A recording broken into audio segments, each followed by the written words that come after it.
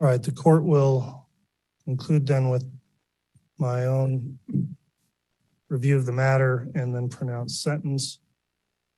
Ms. Vallow, based on the jury's verdict of guilty in this case, it is the judgment of this court that you're guilty of the following counts of the amended indictment.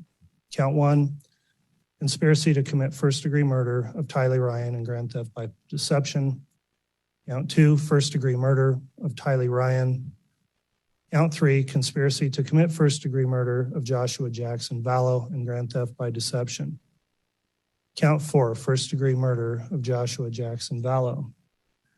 Count 5, conspiracy to commit first-degree murder of Tammy Daybell. And count 7, grand theft. We carefully reviewed the record of this case, beginning with your prior criminal history. Very notably, you're 50 years old. These are the first criminal convictions you've ever had. I will note, however, in addition to these convictions, you have 2 additional conspiracy to commit first-degree murder cases pending in Arizona. And it's somewhat incredible in this case that seeing you've gone from no criminal history in your life to now having been convicted of 2 counts of first-degree murder, 3 counts of conspiracy to commit first-degree murder, and you continue to face more additional counts of conspiracy to commit first-degree murder in another state.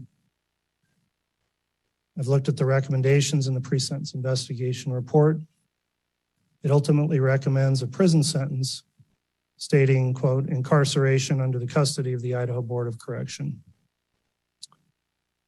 Normally, the court would have some additional information to rely on in fashioning its sentence, including the benefit of recommendations based on a gain evaluation, substance abuse report, mental health review, and other reports. However, you elected not to cooperate with the pre-sentence investigation. As I would note on page 23 of the pre-sentence investigation report, it states, quote, Lori Vallow Daybell intends to remain silent during the pre-sentence investigation process. She has the packet, but does not intend to answer any questions of evaluators or investigators. Quote, no attempts were made to complete the court-ordered screenings due to her refusal.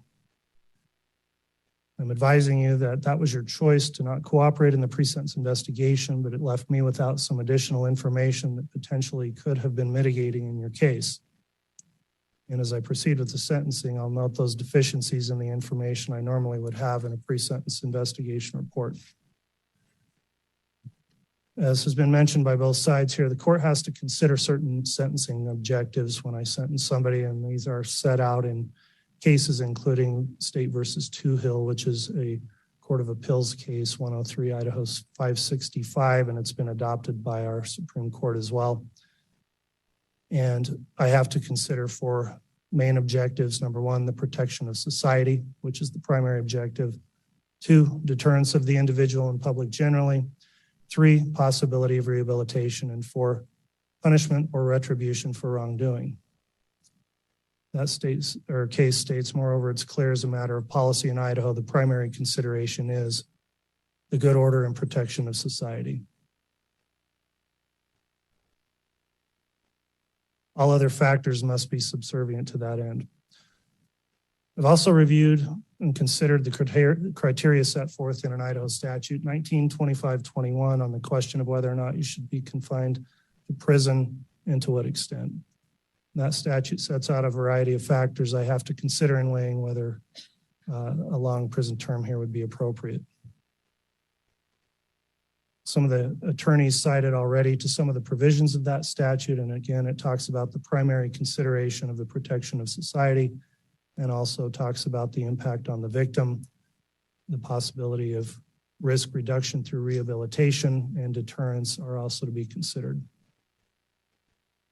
There are some factors laid out in that statute that are not necessarily controlling, but weigh in favor against either imprisonment, or in this case where imprisonment's required, an extensive imprisonment term.